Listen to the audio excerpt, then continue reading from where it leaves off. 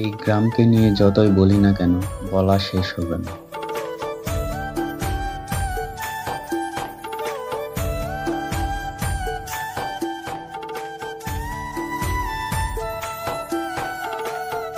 এবারে আমরা চলে আসলাম এই সাঁওয়াল গ্রামের উত্তর পাড়াতে।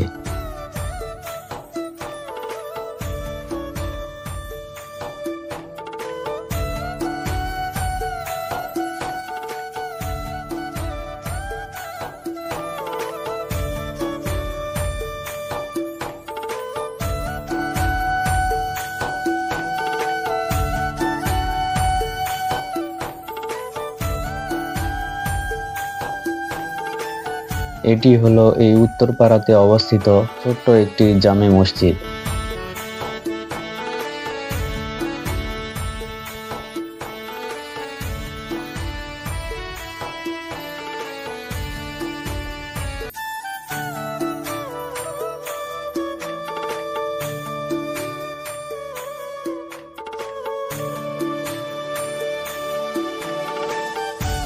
যেতে যেতে আমাদের চোখে পড়ল সুন্দর একটি বড় পুকুর।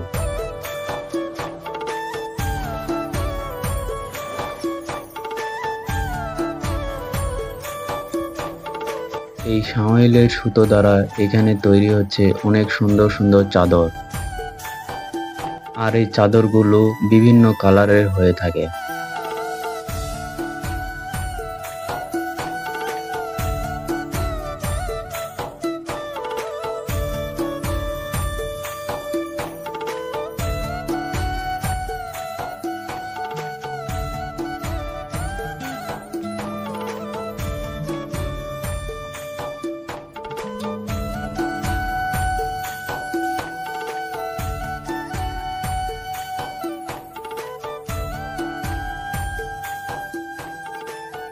চাদর তৈরি হয়ে গেলে এইভাবে সারিবদ্ধ করে রেখে দেওয়া হয়।